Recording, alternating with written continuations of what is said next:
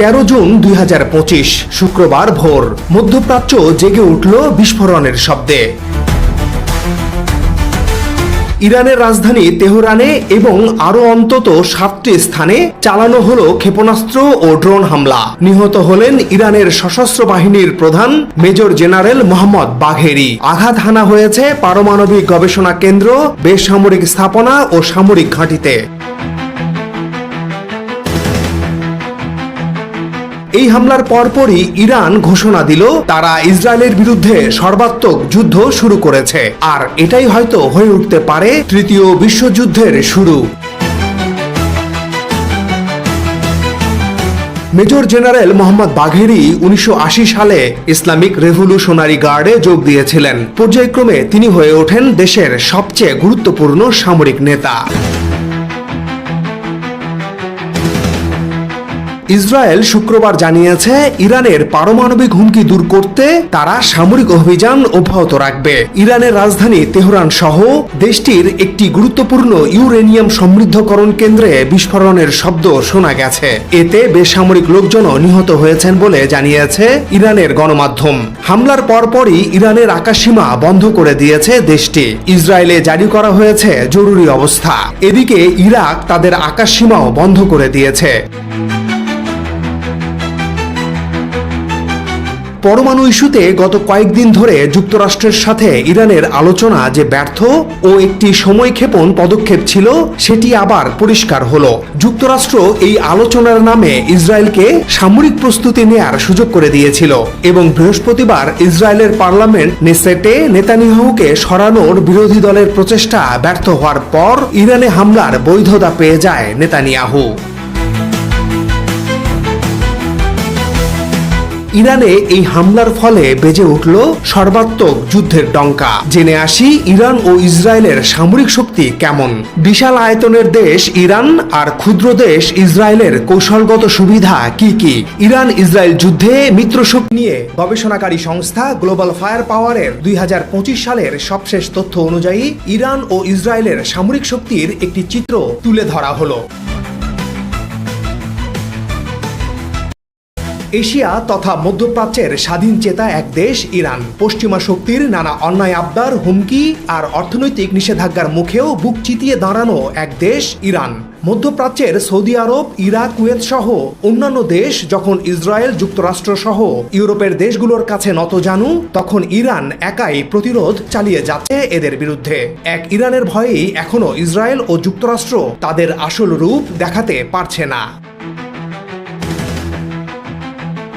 ইরানের মোট আয়তন 16,48,195 বর্গ কিলোমিটার। এটি পৃথিবীর 17তম বৃহত্তম দেশ এবং মধ্যপ্রাচ্যে সৌদি আরবের পরেই দ্বিতীয় বৃহত্তম দেশ। দক্ষিণ এশিয়ার দেশ আফগানিস্তান ও পাকিস্তানের সাথে সীমানা আছে ইরানের। এটি ইউরেশিয়া মহাদেশের মধ্যবর্তী এক কৌশলগত অবস্থানে রয়েছে, যার ফলে ইরানকে অনেক সময় বলা হয় মধ্যপ্রাচ্যের হৃৎপিণ্ড। দেশটির জনসংখ্যা 8,83,937 জন। ইরানের সামরিক শক্তি। গ্লোবাল ফায়ার পাওয়ারের তথ্য অনুযায়ী 2025 সালে সার্বিকভাবে দেশটি বিশ্বের 16তম সামরিক শক্তিধর দেশ। দেশটির মোট সেনার সংখ্যা 11,90,000। এর মধ্যে সক্রিয় সেনা 6,10,000, রিজার্ভ সেনা 3,50,000। ইরানের এয়ারক্রাফট আছে 551টি, যুদ্ধ বিমান আছে 188টি, সরাসরি আক্রমণকারী বিমান 21টি, 1,713টি ট্যাঙ্ক আছে ইরানের, এরিয়াল ট্যাঙ্কার্স 6টি, আর্টিলারি স্টক 2,050টি। দেশটির আছে 101টি যুদ্ধ জাহাজ। ইরানের 173টি বিমানবন্দর আছে, সাবমেরিন আছে 25টি, সামরিক হেলিকপ্টারের সংখ্যা 128টি।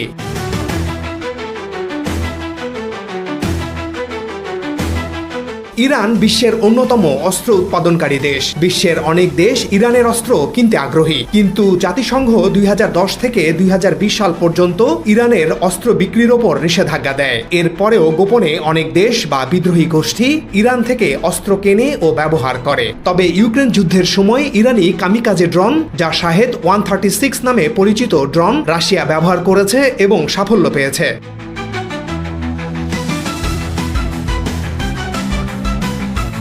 দেশটির মাটির নিচে বহু অস্ত্র কারখানা আছে। বেশিরভাগ অস্ত্র ইরানের দেশীয় প্রযুক্তিতে তৈরি। অল্প খরচে খুবই কার্যকর অস্ত্র বানাতে দক্ষ দেশটি। 2021 সালেই এক প্রতিবেদনে বলা হয়, ইরান সুপ্ত পারমাণবিক শক্তিধর দেশ, অর্থাৎ দেশটি পরমাণু অস্ত্র তৈরির প্রক্রিয়ায় আছে বলে তখন জানানো হয়। এরপর কেটে গেছে আরও 4 বছর। অনেক সামরিক বিশ্লেষকের ধারণা, ইরান পরমাণু অস্ত্র তৈরির একেবারে দ্বারপ্রান্তে। আবার কোনো বিশ্লেষক মনে করেন, ইতোমধ্যে ইরান পারমাণবিক শক্তিধর দেশে পরিণত হয়েছে। যদি এটি সত্যি হয়, তাহলে সামরিক শক্তিতে ইরান আরও অপ্রতিরোধ্য হয়ে উঠবে।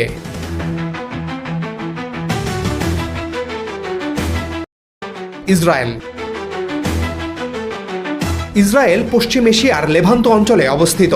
এর উত্তরে লেবানন, উত্তর পূর্বে সিরিয়া, পূর্বে জর্ডান ও পশ্চিম তীর, দক্ষিণ পশ্চিমে মিশর এবং দক্ষিণে লোহিত সাগরের আকাবা উপসাগর আর পশ্চিমে ভূমধ্য সাগর। এই অবস্থানের কারণে ইসরায়েল ইউরোপ, এশিয়া ও আফ্রিকার সংযোগস্থলে অবস্থিত। ইসরায়েলের আয়তন 22,145 বর্গ কিলোমিটার। এটি দখলকৃত গোলান মালভূমি ও পূর্ব জেরুজালেম সহ। তুলনা করলে ইসরায়েল বাংলাদেশের একটি বিভাগের চেয়েও ছোট। দেশটির জনসংখ্যা 95 লাখ। ইসরায়েলের সামরিক শক্তি। ইসরায়েল একটি পারমাণবিক শক্তিধর দেশ। তাদের হাতে আছে 90টির বেশি পারমাণবিক অস্ত্র।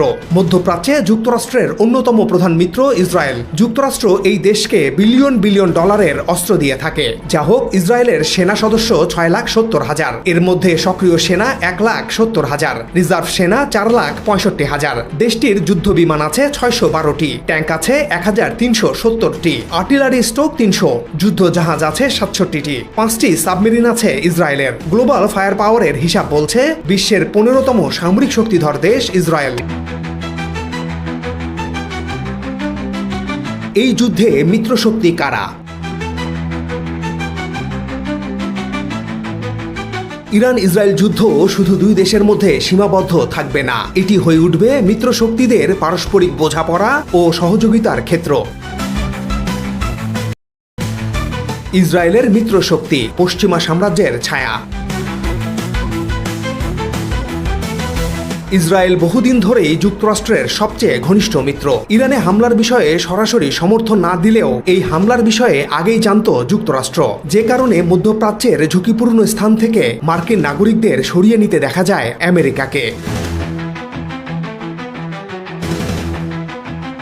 ইসরায়েলের অস্ত্র, প্রযুক্তি ও গোয়েন্দা তথ্যের প্রধান উৎস যুক্তরাষ্ট্র। ইতোমধ্যেই মার্কিন বিমানবাহী রণতরী ইউএসএস গেরাল্ড আর ফোর্ড মোতায়েন রয়েছে ভূমধ্য সাগরে। মধ্যপ্রাচ্যে মার্কিন কমান্ডো সক্রিয়ভাবে ইসরায়েলের পক্ষে কাজ করছে।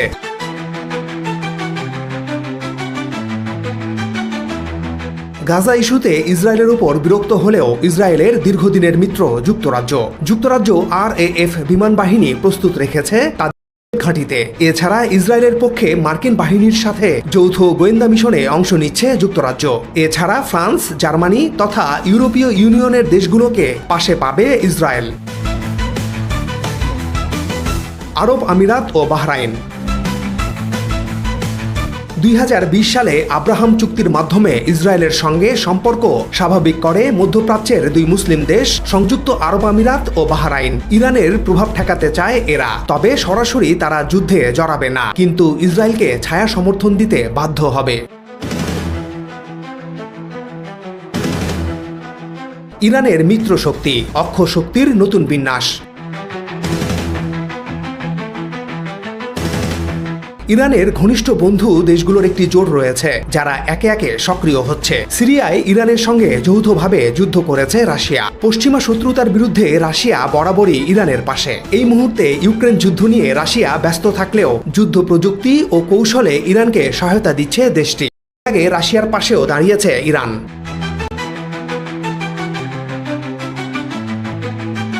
চীন এই যুদ্ধে সরাসরি জড়াবে না, তবে শান্তির আহ্বান জানিয়ে কৌশলগতভাবে ইরানের পাশে থাকবে। ইরান চীন 25 বছরের কৌশলগত চুক্তির আওতায় রসদ ও ড্রোন প্রযুক্তি দিয়েছে।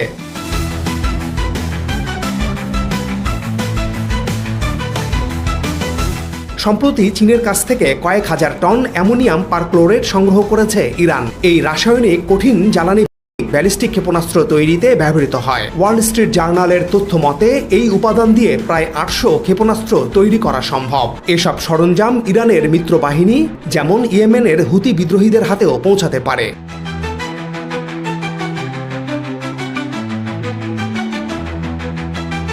ইরানের অন্যতম সামরিক ঘাঁটি রয়েছে সিরিয়ায়। ইসরায়েল বহুবার সিরিয়ায় ইরানি ঘাঁটিতে হামলা চালিয়েছে। এই যুদ্ধ ছড়িয়ে পড়তে পারে সিরিয়ায়।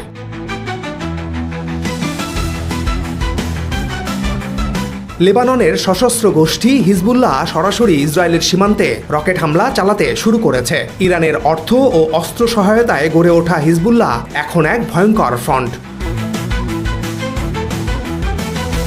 সাম্প্রতিক বেশ কয়েক মাস ধরে ইসরায়েলের বিরুদ্ধে সক্রিয় আছে ইয়েমেন হুতি বিদ্রোহীরা। ইরানের অনুগত এই বাহিনী এই হামলা অব্যাহত রাখবে। পাশাপাশি মধ্যপ্রাচ্যের দেশ সৌদি আরব ও আরব আমিরাত যদি ইসরায়েলের পক্ষ নেয়, তাহলে হুতিরা রেড সি অঞ্চলে হামলা চালাতে পারে।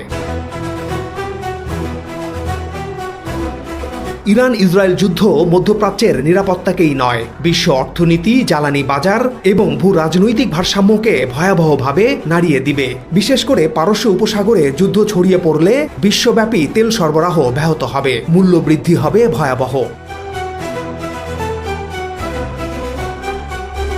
যদি সংঘাত দীর্ঘায়িত হয়, তবে তৃতীয় বিশ্বযুদ্ধের দরজা খুলে যাওয়ার বাস্তব আশঙ্কা তৈরি হবে, যেখানে শুধু অস্ত্র নয়, জোট রাজনীতি ও শক্তির ভারসাম্য হবে প্রধান অস্ত্র। যদি তৃতীয় বিশ্বযুদ্ধ ঘটে, পারমাণবিক অস্ত্রের ভূমিকা মারাত্মক হতে পারে। গ্লোবাল নিউক্লিয়ার আর্মসের একটি তালিকায় উঠে এসেছে প্রধান শক্তিগুলোর কাছে থাকা পারমাণবিক অস্ত্রের তথ্য। বিশ্বের দেশগুলোর কাছে 50,000-এর বেশি পারমাণবিক অস্ত্র আছে। এর মধ্যে রাশিয়ার হাতে 5,889টি, যুক্তরাষ্ট্রের হাতে 5,244টি, চীন 500-র বেশি, ফ্রান্স 290টি, যুক্তরাজ্য 225টি, পাকিস্তান 165টি, ভারত 164টি, ইসরায়েল 90টি ও উত্তর কোরিয়ার হাতে আছে 30 থেকে 35টি।